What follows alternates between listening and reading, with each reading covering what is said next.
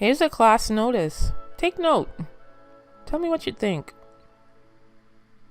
Oh, gotcha. Okay, none of that was real. But how did you feel about it? Do you think it would have been fair for you to pay $1 just to sit in class? Or if you sneezed, do you think that would really be fair? Why or why not? Well, if you mentioned that you probably was upset or you were confused or you probably was like, I'm not doing that, or angry, if you were like some of my students in class, you probably started taking pictures and like, no, I'm going to show this to my parents. I'm not doing this, right? And those are all fair feelings because people during this time period of the 1300s to the late 1600s felt the same way. And this is what led to our next lesson, which is called the Protestant Reformation. This is your guided note 6.2. And here is the lesson goal for this unit. By the end of this unit, or by the end of this lesson, you should be able to summarize religious reforms associated with Martin Luther, John Calvin, Ulrich Zwingli, King Henry VIII, and John of Leyden, and the effects of the Reformation on Europe, which is your standard 4.8. So what is the Protestant Reformation? Well, the Protestant Reformation was a revolution of religion in Western Europe. What caused it? Well, it was political and social grievances or complaints or criticisms against the Catholic Church. Now, what criticisms are we talking about? Let's find out. So Christianity grew from a really fledgling religion, meaning it was really small and then, not much people knew about it in the first century, to a very powerful religion enough to rival state governments. For example, the Pope, the then leader of the Christian Church, had more or greater political and military influence than even some emperors or even kings. And this tension of having political power, or the popes having political power, was intensified so much by the Renaissance, which involved the idea of humanism, which was this philosophy that shifted man's determination of their own fate rather than religion. They started to look intrinsically, meaning that they searched within themselves for the answers rather than searching through religion for answers to life's questions. And this philosophy was pushed and influenced by Desiderius Erasmus, a Dutch humanist and theologian. Now, others in the church, like priest John Wycliffe and Jan Hus, also challenged the church's teachings, especially during the Great Schism of 1378. They felt that the church strayed away from biblical doctrine. If you remember the Great Schism, this was when there was not one, not two, but 3 elected popes, when there was only supposed to be one pope.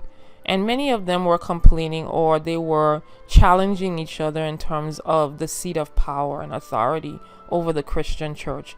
Many people and priests like Jan Hus and John Wycliffe saw this as corrupt teachings or corrupt behavior of the Christian church. Not only Jan Hus or John Wycliffe challenged the church, but this person right here. This is not Martin Luther King. This is Martin Luther. He was a German priest and is known as one of the most well-known reformers of the Christian church because he began the actual Protestant Reformation. He started challenging the church because he saw that it was abusing its power and disagreeing with a lot of its practices. So Martin Luther started to criticize the church for saying that the Pope was the ultimate spiritual authority and for selling indulgences. So what are indulgences? Indulgences, and this is your first vocabulary word, are purchasing forgiveness of one's sins by giving money to the church. So for example, if someone committed adultery or if they were lying, they would pay a tax or a fee to the church to have their sin forgiven for them. Martin Luther thought that this was totally wrong. As a matter of fact, in this linograph, you see him with church doctrine and putting it into a fire to have it burned. Now, Martin Luther also believed that the church needed to return to the Bible's teachings by saying that salvation by faith in Christ alone, meaning that you should be able to get to heaven if you just have faith in Christ. He called this sola fide. So sola fide, which is your second vocabulary word, means faith in Christ alone. He took his criticisms a step further, and on October 31st, 1517, he decided to nail 95 theses or arguments on the doors of the Wittenberg Church in Germany. This is considered by historians as the birth or the spark of the entire Protestant Reformation. And as you see here, it's probably the case because people are starting to look and read and listen to what Martin Luther says. And once they hear it, more than likely people are going to talk about it. They're going to read it for themselves, and word is going to spread. And it starts to spread like wildfire. But eventually, Martin Luther was put to trial to defend these theses or these arguments. But in 1521, the church here declared Luther a heretic, meaning that he was not going totally against church doctrine or Christian doctrine. And they excommunicated him, meaning that they kicked him out of the Christian church. Even though Luther's membership with the church ended, the Reformation that he started gaining momentum in Europe. And that was because of the printing press. Of course, if you're able to print documents and print books and spread them out throughout Europe, then people are going to pay attention. And those arguments spread and so rapidly that they started new denominations and breaking away from the church. And one of the first Protestant religions, or one of the first Protestant Christian faiths, was called Lutheranism, or he started the Lutheran Church. So because of this rapid access to knowledge and the printing press, many others were inspired to challenge the church, and eventually they broke away from the church, the Christian church. And now the church is then split into two different denominations: Catholicism, or Holy Roman Catholicism, and Protestantism. Now, as I mentioned before, the spread of reform went through wildfire through Europe. So many new religious groups sprung from Lutheranism and broke off from the Catholic Church. One of those new groups was a group that was led by Ulrich Zwingli of Switzerland. However, Zwingli died in battle due to a war that was happening between Protestants and Catholic states. So eventually, John Calvin, who is this person right here, took over leadership. Now, Calvin believed in predestination, and he believed in a lot of things like that Martin Luther believed in, like sola fide, or faith alone in Christ. But predestination was his main ideology or thought. Predestination meant that God selected some people to be saved or have salvation and go to heaven, and others would just be damned. Here was another breakaway from the Catholic Church. But in this case, the English Reformation that happened in England was more rooted in politics and a little bit of scandal more than religion. King Henry VIII needed a male heir to his throne. So he wanted to divorce his then wife, Catherine of Aragon, who he had a daughter with already, and he wanted to marry a new lady that he grew fond of, Anne Boleyn. However, the Pope then was unwilling to annul his marriage or declare his marriage invalid. So annulment means to declare invalid. And in this case, he needed his marriage to be annulled. The Pope was saying, nope, not going to happen. So how do you think King Henry is going to get what he wants? Well, if you said that King Henry goes over the head of the Pope, then you're absolutely correct. He did. He went straight over the Pope's head, and he went to the highest church courts, and the Archbishop then annuls his marriage, and he marries Anne Boleyn. But unfortunately, Anne Boleyn does not give him the son that he wants, and he ends up divorcing her. Or does she get beheaded? I can't remember. But nonetheless, he finally gets his son with his fourth wife. But in addition, the Acts of Supremacy that he passes in 1534 declares him the only supreme head on earth with the new Church of England. So yes, he starts his new church and breaks away from the Catholic Church. And this Acts of Supremacy gives him complete control over religious doctrine. So he can basically say what, or have religious leeway to say what he wants. Of course, he gives himself the ability to annul or divorce as much as he wants to, right? But much of his practices in the Church of England is quite similar to the Catholic Church. But eventually, the Church of England then becomes known as the Anglican Church during the short reign of his then son, King Edward VI. After he dies, King Henry dies in 1547.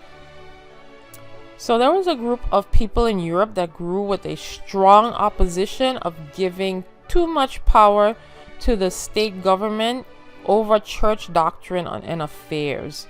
And that group became known as Anabaptists.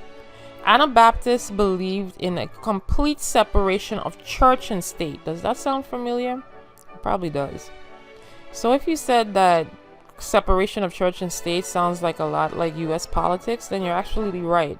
As a matter of fact, the founding fathers quite stated that there should be a separation of church and state, right, in doctrines. But Anabaptists also refused to hold any political office, which is quite different than the United States government, because many of the founding fathers were political offices. However, their political and religious beliefs were quite different to Catholicism and Protestant beliefs, and they were regarded as dangerous radicals. Many of them had to flee, okay? And when they fled, a lot of these Anabaptists ran to refuge with this person right here. His name was John of Leyden, and he gave them refuge in Munster, Germany, and eventually he became their leader. However, he himself was quite radical, and he declared himself the head of state overall. Eventually, he himself gets executed because of his radical beliefs. Now, the Reformation affected society in general, religiously, politically, but also socially, and it had an important impact in the development of education in Europe.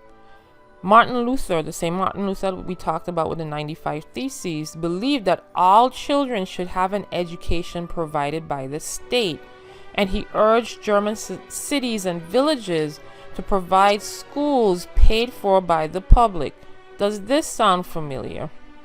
Of course it does sound familiar, because this is what we have today.